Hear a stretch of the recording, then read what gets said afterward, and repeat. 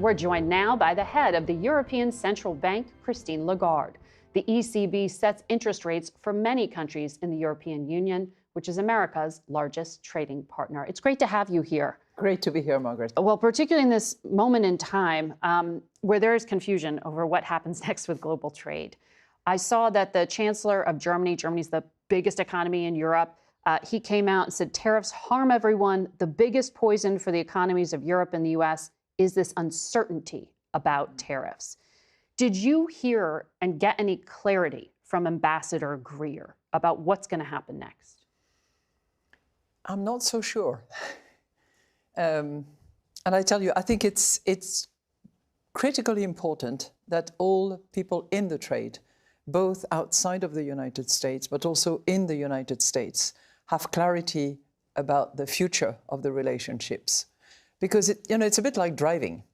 You want to know the rules of the road before you get in the car. It's the same with trade. It's the same with investment. You want to know what the rules are. And you want to avoid having to, come back and claim tariffs back, because this is just not the purpose of people doing business. They want to do business. They don't want to go into legal lawsuits.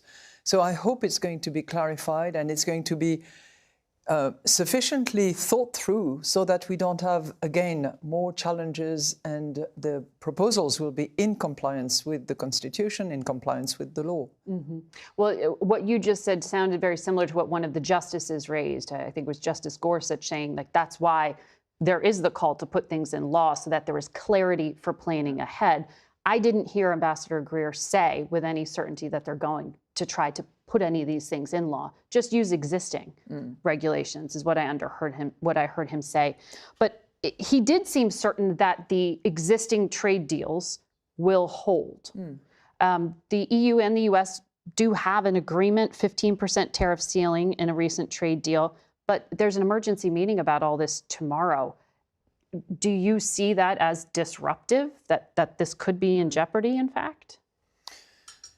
I'm no longer trade minister. Right. I used to be, so I don't know what the outcome of those meetings will be. But it's not as if it was sort of straightforward, 15% across the boards. There are also exemptions. There are carve-outs. There are areas for which there is no tariffs. So I think if it shakes the whole equilibrium, which people in the trade had got used to because they continued trading after the April decisions and the July trade arrangement between the US and Europe.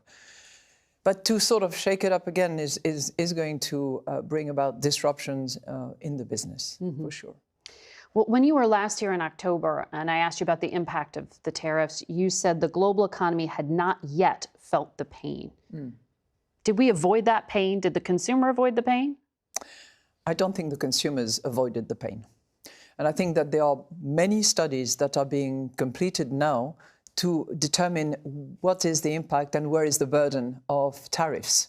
And I think that while some exporters have borne some of the brunt, most of it was borne by the US importers and eventually the US consumers, because the US importers have squeezed their margins a bit to absorb some of these additional costs due to tariffs.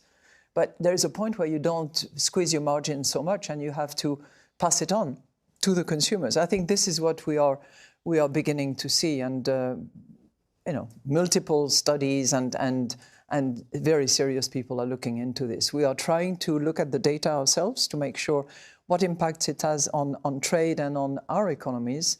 And this is a continuous process, which is clearly going to be a bit disrupted by the current development.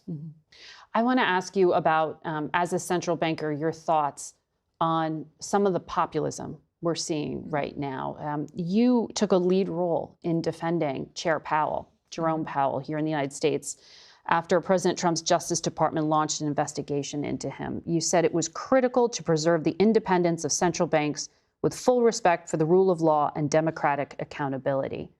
We know Powell is set to be replaced in May by Kevin Warsh, someone you also know from your time as trade minister.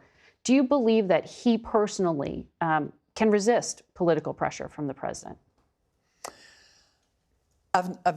First of all, I have enormous respect, as you know, for Powell, for Kevin Walsh, and for Fed chairs in the past. And I'm very proud to receive an award tomorrow in the name of Paul Volcker. Mm-hmm. You know, for monetary policy, the rule of law is critically important. And the independence of a central bank is critically important. We have seen in history, we have seen in literature, we have seen in just anything that analyzes the activity of a central bank, be it the Fed, be it the ECB, that the independence matters a lot. Why is that? Because you don't want someone who sets interest rates, who has in charge price stability and financial stability. You don't want that person to be under political influence. And the decisions that we make generally do not impact right away. They produce an effect 6, 12, 18 months, sometimes 2 years down the road. In the meantime, the political life continues. Mm-hmm. And we have to be, in a way, immune to that.